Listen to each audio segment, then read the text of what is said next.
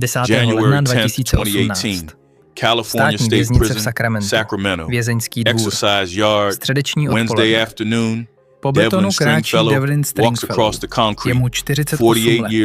Jeden ze zakladatelů Public Enemy No. 1. Jedna z nejbrutálnějších bílých band, co kdy vylezla z jižní Kalifornie. Sedí v chátku už od roku 91. Drogy, kvéry, organizovaný zločin. Ale konec se blíží. Mají ven v roce 2020. Už jen 2 roky. Blíží se k němu 2 vězni. Jacob Cober, Steven Dunker. V rukou svírají po domácku vyrobená bodla. Čepele nabroušené pod mě na celé. To, co následuje, netrvá ani 3 minuty. Bodají do něj hlava nehlava. Bachaři jen nevěřícně zírají. Zatímco se Stringfellow hroutí k zemi. Než od něj útočníky otrhnou, je povšel. Oficiální zpráva tvrdí, že motiv je neznámý. Ale bývalý vyšetřovatel gangů Matthew Bichler zná pravdu. Posílá novinářům e-mail. Ten chlap si moc pouštěl hubu na špaci a Aryjské bratrstvo nestojí o pozornost. Své cíle nejdřív ukolébají falešným pocitem bezpečí. Pak udeří s maximální brutalitou, aby vyslali jasný vzkaz. Tohle nebyl náhodný útok. Byla to poprava, protože Stringfellowův gang, Public Enemy No. 1, se změnil v něco, čím nikdy být nechtěl. Už nebyli nezávislí, stali se z nich pěšáci. Majetek Aryjského bratrstva. A když bratrstvo rozhodne, že jste přítěž, nečekejte žádný odchod do důchodu. Tohle je příběh o tom, jak se punková parta z Long Beach stala poskoky nejnebezpečnějšího vězeňského impéria v Americe. Jak byli outsideri pohlceni zaživa. Jak bílá nadřazenost proměnila bratry v nástroje. Tohle je příběh o převzetí moci. Long Beach, Kalifornie. Polovina 80. let. Hardcore punková scéna exploduje. Klub Fenders Ballroom se stává epicentrem. Black Flag, Descendants, Bad Religion drtí své sety, zatímco se děcka mlátí hlava nehlava v kotli. Tohle ale není punková scéna z východního pobřeží. Tady je to jiné, temnější. Koncerty tu pohání pervitin, tvrdé drogy před akcí, kokain a další svinstva přímo v klubech. Cigarety namočené v PCP kolují davem jako platinlo. A uprostřed toho všeho se začíná formovat nová skupina. Říkali si PEN 1. Pojmenovali se podle britské punkové kapely Rudimentary Penny. Žádné oficiální vazby, jen bílá děcka střední. Puberťáci ze střední třídy, co chtějí někam patřit. Nejdřív jde jen o hudbu, chaos a ten hardcore postoj nasrat na všechno. Pak ale Scott Miller všechno změní. Říkají mu Scottish. Surfařský punkáč z Huntington Beach. Měl pověst tvrďáka, ale pořád to bylo jen ucho ze scény. Dokud nezastřelil vůdce LA Death Squad. Jedna kulka, jedno tělo a z Millera je přes noc bůh pro všechny skinheady z Huntington Beach. V tu chvíli přestává být PEN 1 punkovou partou a mění se v něco jiného. Do čela se staví 2 muži, Devlin Stringfellow zvaný Gazoo a Donald Maza alias Pepe. Oba mladí, charismatičtí, ale každý vidí budoucnost gangu úplně jinak. Od začátku tam panuje rozkol. Brody Davis tlačí ideologickou cestu, tradiční rasistické přesvědčení o nadřazenosti bílé rasy, rozdávání letáků, propagace rasové ideologie, odmítání drog a zločinu, budování hnutí. Jenže Maza vidí jinou cestu. Prachy, moc, zločinecký biznis. Jak Davisův vliv slávne, ztracená bílá mládež následuje Mazu. Začínají sypat ten perník, kterého je všude plno. Struktura gangů se utužuje. Koncem 80. už PEN 1 nerozdává letáčky. Vykrádají baráky a rozjíždějí obchod s bílým masem. Ale jejich specialitou se stává něco, co je u pouličního gangu nezvyklé. Krádeže identity. Vybírají schránky, prohrabují popelnice a hledají osobní údaje. Pak na to jdou chytřeji. Verbují přítelkyně a manželky, aby se infiltrovali do bank, hypotéčních firem a na úřady. Ženy nemohou být členkami, ale jsou klíčové. Zařizují konferenční hovory pro vězně, kradou úvěrové složky přímo od zdroje, prachy tečou proudem, násilí narůstá. V 90. už PEN 1 Long Beach úplně opustila. Přesouvají se do Orange County a nabírají znuděná děcka bez dozoru z bílých předměstí. Puberťáci ze střední vrstvy, co nemají co ztratit a chtějí se předvést. Obchod s pervitinem exploduje. PEN 1 ovládá zásobovací trasy a vozí zboží z jižní Kalifornie dál na sever státu. A pak začnou členové končit v kriminále. To je moment zvratu. Protože v kalifornském vězeňském systému platí jasná pravidla a hierarchie. A na vrcholu moci bílých vězňů sedí ta nejstarší, nejbrutálnější vězeňská banda v Americe, Áryjské bratrstvo. A bratrstvo celou dobu PN 1 sledovali, jak rostou, jak vydělávají balík na ulici. V roce 2004 vydává kalifornské ministerstvo spravedlnosti zprávu. PEN 1 je jedním z nejmocnějších a nejrychleji rostoucích gangů za mřížemi i venku. 200 členů operují po celém státě, v několika okresech současně.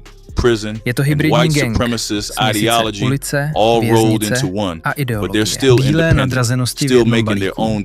Ale pořád si drží nezávislost a rozhodují sami o sobě. Áryjské bratrstvo se to však chystá změnit. Uvnitř kalifornských kriminálů totiž AB s bílými gangy nesoupeří. Ono je rovnou pohlcuje. Bratrstvo má ale problém. Koncem 70. let začíná vězeňská správa v Kalifornii přitvrzovat. Členové AB končí na samotkách, v nejpřísněji střežených odděleních. 23 hodin denně v betonové kopce. Totální izolace od ostatních vězňů. Nemají jak řídit drogový biznis nebo ovládat dvory. Bratrstvo nutně potřebuje prostředníky. Vojáky tam venku, co dokážou točit zboží, vymáhat dluhy a udržovat disciplínu. Nejdřív osloví Nazi lowriders. Z těch se stanou jejich spojky pro operace na ulici, zatímco vedení AB tahá za nitky ze svých izolovaných cel. Chvíli to funguje, jenže pak Kalifornie označí Nazi lowriders za oficiální vězeňský gang. Stejná omezení, stejná izolace. Spojky končí pod zámkem spolu se svými pány. AB musí hledat nové pěšáky. Zrakem padne na peníze. Počátkem roku 2000 má gang Public Enemy No. 1 přesně to, po čem bratrstvo touží.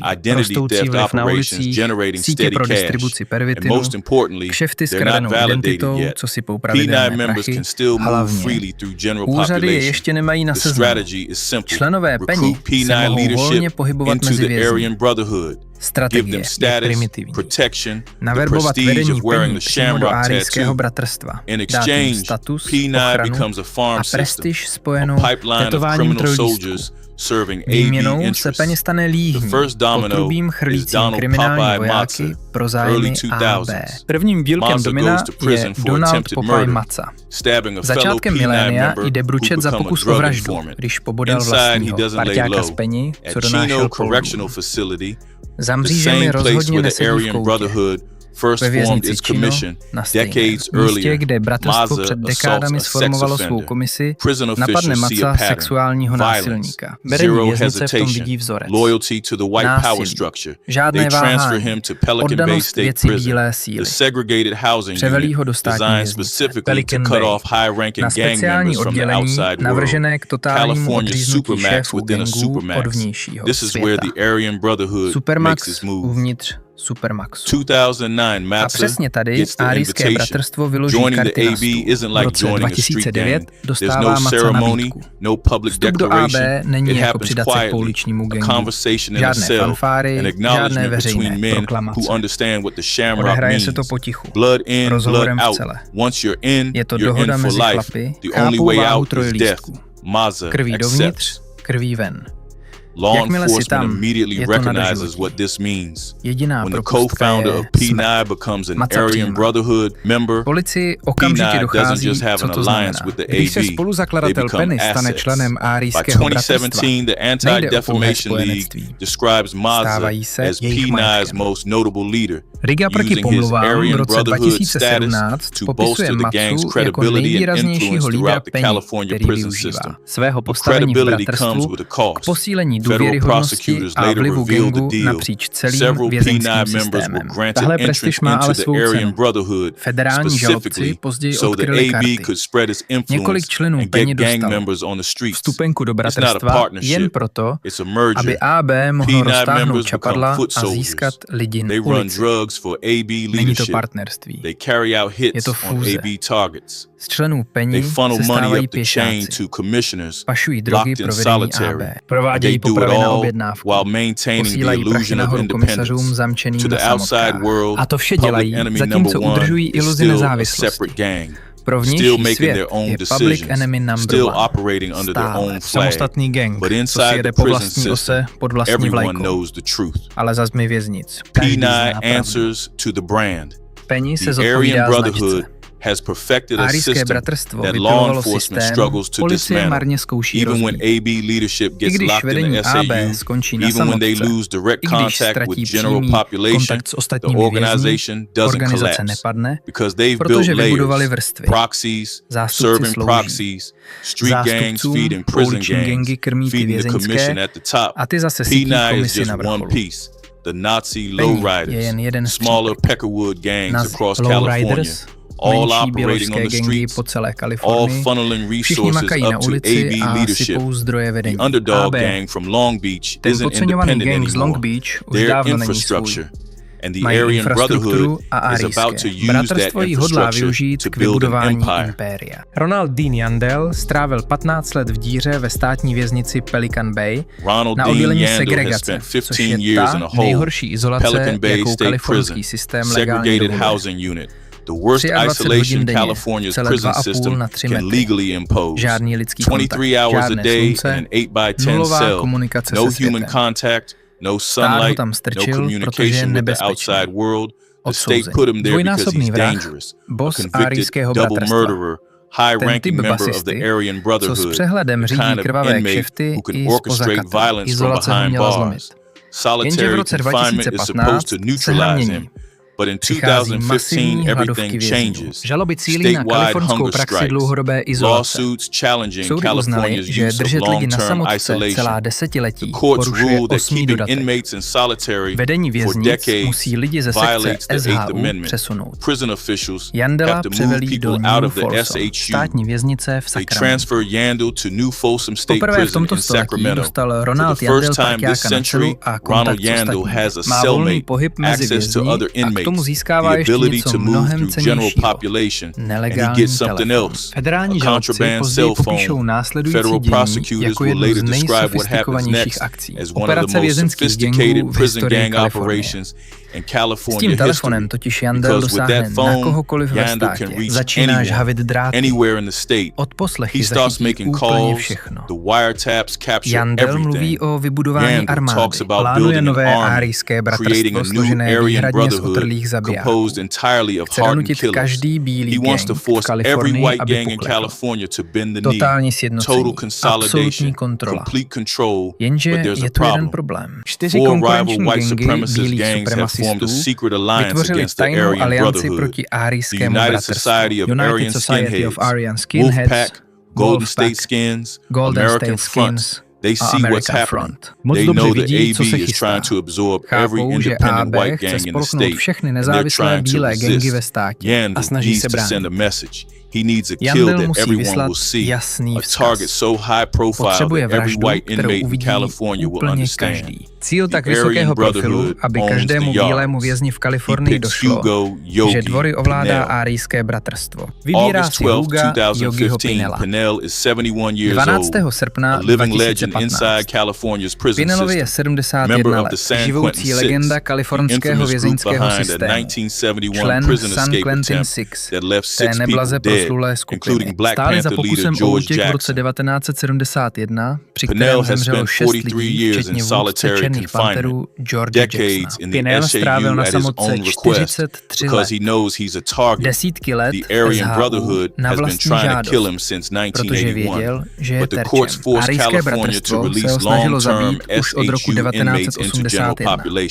Ale soudy donutili Kalifornii propustit dlouhodobé vězně ze SHU do běžné populace. Vedení věznice proto Pinela přesouvá do New Folsom. O 5 dní později kráčí přes díl. Blíží se k němu dva vězni, Jason Weaver a Waylon Pitchford. Oba se snaží probojovat do řad ARYJSKého bratrstva. Weaver útočí první. Bodá Pinela přímo do zad. Dozorci hází kouřový granát, aby útok zastavili. Weaver ani nemrkne. V brutálním napadení pokračuje. Zatímco Pitchford tiskne starci nohy k zemi. Bouchne další granát.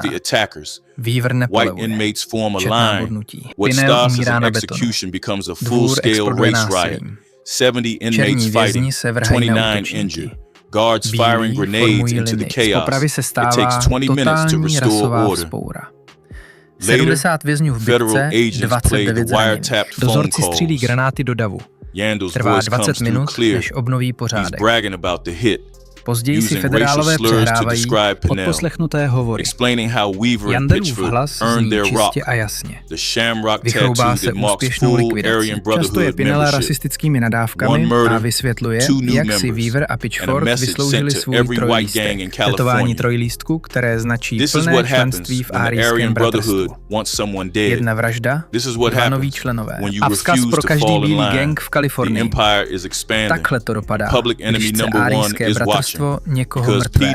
Takhle to končí, když odmítnete poslušnost. Impérium roste a veřejný nepřítel číslo 1 se dívá. Protože spoluzakladatel PEN 1, Devlin Stringfellow, sedí ve stejné věznici. Vidí, co se stalo Pinelovi. Chápe, co Jandel buduje a ví, že žvanilové v tomhle novém světě dlouho nepřežijí. Jenže Stringfellow nikdy neuměl držet jazyk za zuby. A ARYJské bratrstvo si dělá poznám. Devlin Stringfellow létá do basy a ven už od roku 1991. Drogy, nedovolené ozbrojování. Tresty za gangy se mu vrší jeden na druhý. Ale v roce 2018 už je blízko cílové pásky. Propuštění plánováno na rok 2020 po 6letém trestu. Ještě 2 roky. ARYJské bratrstvo to vidí jinak. Stringfellow spoluzakládal PEN 1. Je jedním z původních členů vzešlých z punkové scény v Long Beach. Má historii, respekt i zvučné jméno. Má ale taky jeden problém. Strašně moc toho nakecá. Bývalý vyšetřovatel kalifornských gangů Matthew Bichner to později řekne jasně. Byl to prostě klůčhuba. A ARYJské bratrstvo nestojí o pozornost. Uvnitř věznice znamená ticho přežití. A B operuje ve stínech. Komunikují v šifrách, řeší biznis, aniž by na sebe strhli pozornost bachařů nebo federálů. Stringfellow takhle nefunguje. Je to stará škola, hlučnej a tvrdý. Pořád se chová, jako by PEN 1 jela na vlastní triko. Jako by si mohl říkat, co se mu zachce. Jako by pro něj pravidla neplatila. Tohle ale ARYJské bratrstvo nestrpí. AB má svou vlastní strategii, jak tyhle problémy řešit. Bonner to popisuje přesně. Členové nejdřív ukolébají cíle falešným pocitem bezpečí a pak udeří s tou největší možnou brutalitou, aby poslali jasný vzkaz nepřátelům i vlastním lidem, ať se drží v lajině. Stringfellow si myslí, že je v klidu. Je to přece zakladatel. Vybudoval PEN 1 z ničeho. Na zakladatele si přece nikdo nedovolí sáhnout. Jenže se šeredně plete. 10. ledna roku 2018, středa odpoledne. Státní věznice v Kalifornii, Sacramento. Stejný zařízení, kde před 2,5 lety zemřel Hugo Pinel. Stringfellow vchází na vycházkový dvůr. Čekají tam na něj 2 vězni. Jacob Cober, 29 let, krotí do životí za vraždu z roku 2012. Steven Dunghurst, 49, původně seděl za loupež, ale teď mu hrozí do životí za krádeže zbraní a aut. Jdou na to rychle. V rukou po domácku vyrobený bodla. Opakovaně útočí na Stringfellowa přímo na otevřeném dvoře. Bachaři nezasáhnou hned. Než ty útočníky stihnou odtrhnout, je Devlin Stringfellow ve svých 48 letech. Vězeňští papaláši tvrdí novinářům, že nemají motiv, ale uvnitř to vědí všichni.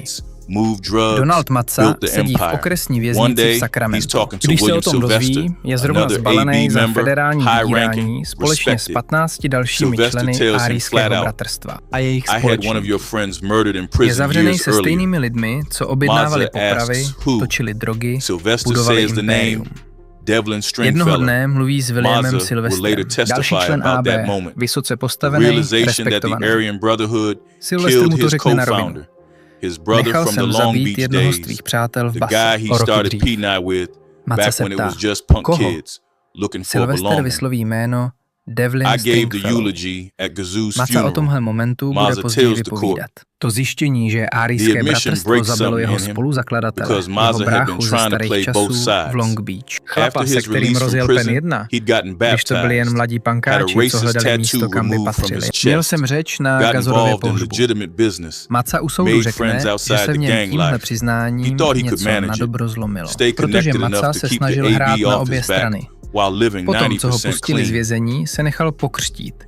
Nechal si odstranit rasistický tetování z hrudi, začal legálně podnikat, našel si přátele mimo život gangu. Myslel, že to zvládne, že zůstane v kontaktu, aby mu AB dalo pokoj. A přitom bude žít z 90% čistě. Ale ARYJské bratrstvo žádný penzijní plán nevede. Chtěli po Matzovi, aby spáchal další vraždy. Cíl byl Michael Tamper Trip, jeden z Mazzových nejbližších přátel. Taky člen AB. Rozkaz přichází přímo od Ronalda Deana Yandela, toho samého muže, co řídí budování celého impéria. Toho samého chlapa, co se v odposleších chlubil vraždou Pinella. Matza je v pasti. Pokud odmítne, je mrtvý. Pokud zabije Tripa, je z něj zase vrah. Třetí možnost neexistuje, tak si vybírá. Volá federálního.